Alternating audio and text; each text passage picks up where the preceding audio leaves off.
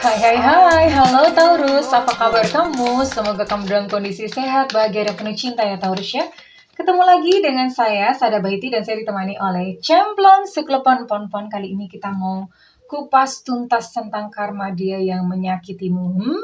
Serem. Oke, sebelumnya ini adalah general reading, artinya tidak mungkin resonate dengan semua Taurus ya.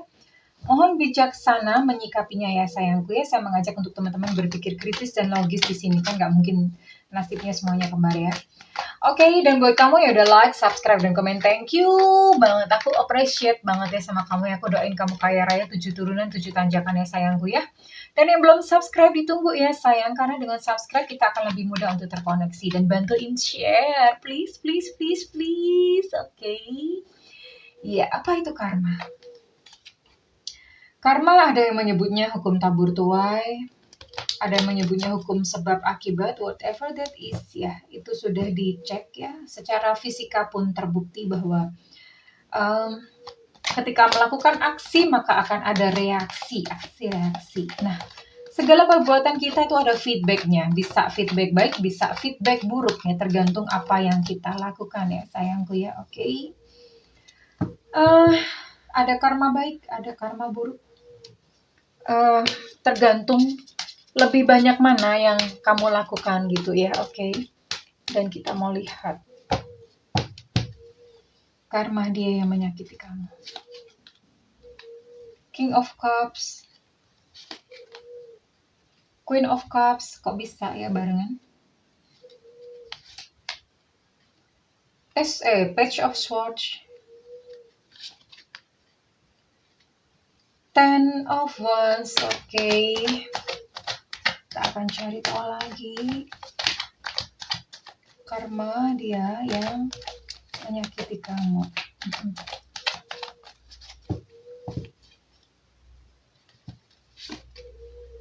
Oh, ada Death. Ada Four of Cups. Ada Nine of Pentacles. Oke. King of Swords. Wah, ini kok king-kingnya keluar semua. Karma dia yang menyakiti Taurus. Karma dia yang menyakiti Taurus.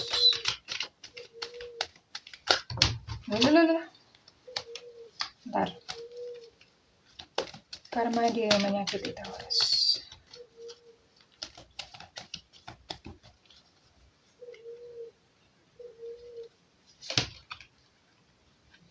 Goddess of the Moon.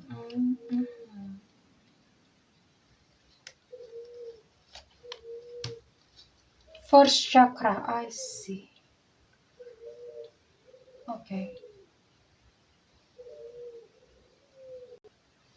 Okay, let's see ya.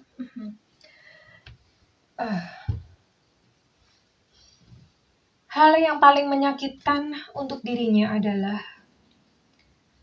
ini dia mencintai seseorang tapi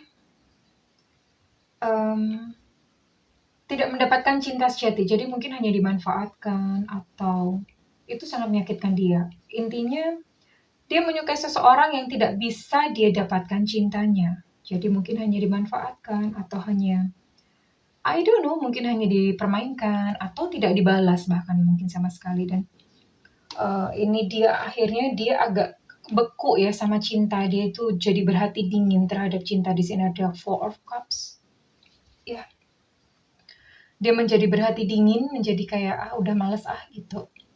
Dan ketika ini terjadi baru dia ingat gitu kepada kamu, kalau misalnya kalian memang hubungannya adalah relationship atau hubungan cinta, dia baru ingat gitu sama kamu. Dan dia baru menyadari dulu tuh yang baik aku sia-siakan gitu ya. Dan ya tapi ya memang karena rasa sudah tidak ada ya, dia tidak akan kembali kepada kamu gitu. Memang rasa tidak ada, tapi dia mengingat ketika ini terjadi kepadanya, dia ingat kepada kamu gitu ya. Ya dia mungkin ingat, oh ini toh rasanya gitu, seperti ini rasanya yang dirasakan oleh kamu gitu. Dan ini orangnya banyak mengalami perubahan karena di sini saya melihat ada satu pribadi yang ramah pribadi yang pintar ya. Di sini ada king, queen, king. Nah, keluar semua. Ini menunjukkan satu karisma, menunjukkan satu pribadi yang dia berubah gitu menjadi pribadi yang ramah, menjadi pribadi yang perhatian ya.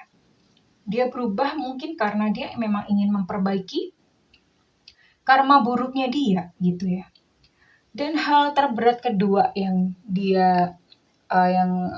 ini terjadi sama dia itu adalah ini ada first chakra, Archangel Michael atau Michael, first chakra. Ini cakra dasar itu dia harus bekerja dengan sangat keras. Di sini ada Ten of Wands. Dia di sini bekerja dengan sangat keras dan yang menyakitkan adalah dia bahkan dihianati oleh orang yang dipercayainya. Bisa jadi mitra kerja atau partner kerja, rekan kerja yang dia percayai atau atasan entah siapa ya. Tapi dia dihianati oleh seseorang yang dia udah percaya, yang udah begitu sayang gitu dan ya itu sangat menyakitkan gitu, peristiwa yang sangat menyakitkan. Mungkin uangnya dibawa lari, maybe ya.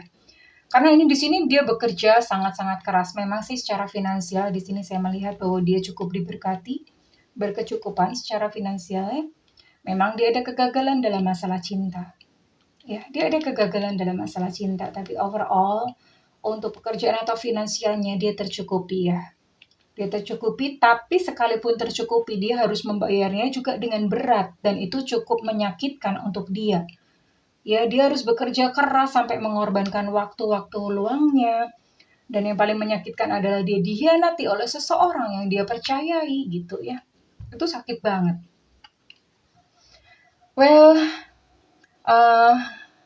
jelas orang ini dia even nge-push badannya atau tubuhnya untuk bekerja lebih keras daripada yang seharusnya. Dia tidak memberikan tubuhnya untuk beristirahat. And finally, dia akan menemukan, I'm so sorry.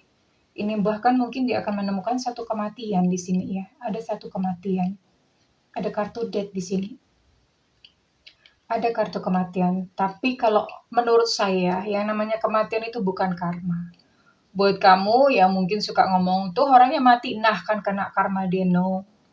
Kematian bukanlah suatu karma, sayang. Setiap kita pasti akan mati kok ya. Setiap kita pasti akan pergi ke sana ya. Kematian bukan karma. Ini hanya memang ya sudah kontraknya di dunia sudah selesai ya. Dan makanya sudah waktunya untuk dia pulang. Tapi ya itu tadi, dia terlalu nge-push tubuhnya sehingga mungkin tubuhnya tidak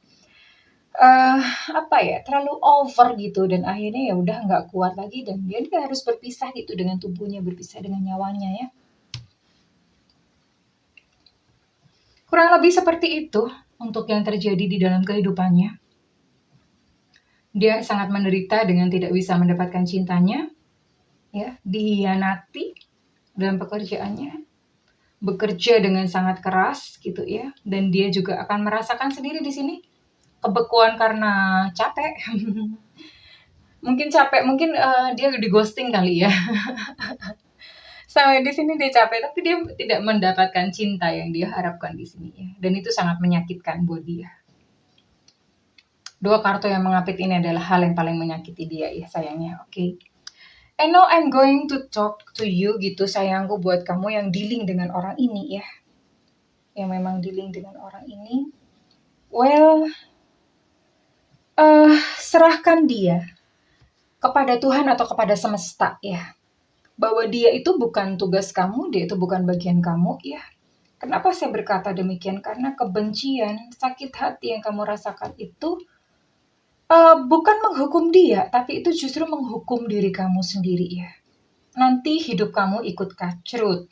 Nanti hidup kamu ikut acak-adul, ikut-ikutan sakit loh. Karena kamu menyimpan, ibaratnya gini lah, bara dendam, terus sakit hati, kecewa yang dipendam itu kayak kamu nyimpen api di dalam. Dan api itu ya otomatis akan menghanguskan organ-organ tubuh, menghanguskan hidup kamu yang lain-lainnya. Kan gak mau seperti itu sayang, betul. Dan I'm telling you this because I love you. Gitu ya. Saya berkata ini karena memang ini adalah satu kebenaran ya. Lepaskanlah pengampunan kepada dia yang sudah menyakiti kamu. Ya, lepaskan. Kamu boleh mau cari ayatnya di dalam agama boleh gitu. Kalau misalnya gak percaya, silakan dicari ya. ketika kamu tidak bisa mengampuni, kamu pun tidak diampuni dosanya gitu. Dan ketika kamu melakukan, karena setiap doa yang kita berikan kepada orang lain itu selalu balik kepada diri kita sendiri ya. So doakan aja yang baik-baik untuk dia. Susah, iya, I know susah. Tapi ya bagaimana lagi gitu, you have to try. Kalau enggak, kenapa? Rasa dendam dan sakit hati itu akan menggerus gitu di dalam kamu. Dan aduh sayang kan gitu loh.